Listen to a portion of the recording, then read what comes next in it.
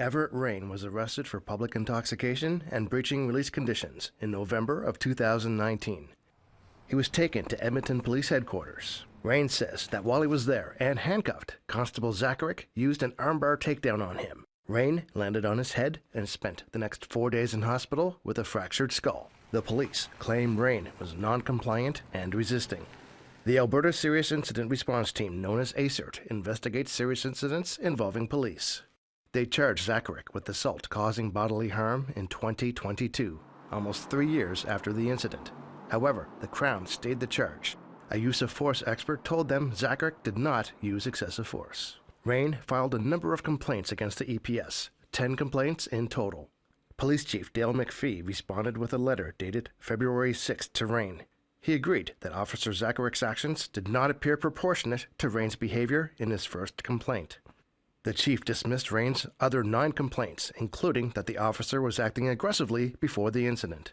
In the letter to Rain, the chief said there would be no disciplinary action against Zacharick. Erica Norheim is Everett Rain's lawyer.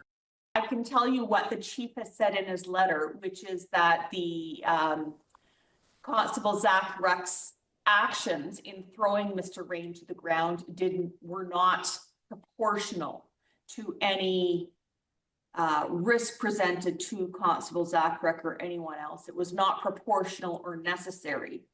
And so for that reason, the chief found that it was likely that he had engaged in a unnecessary or unlawful use of force. She says there is security footage, but a court order is keeping it from being public.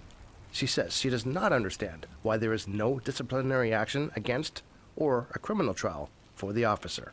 I don't know how the chief can say that a use of force that results in a skull fracture that the chief acknowledges was not proportional or necessary in the circumstances can be a matter that is not serious.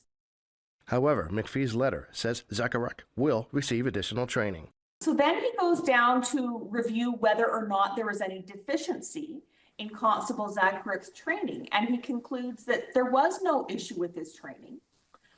But he doesn't even give a warning to Constable Zacharick. Instead, what he says is that he'll get more training, which seems counterintuitive. If there was no issue with his training, then why would the solution to this issue be to direct further training?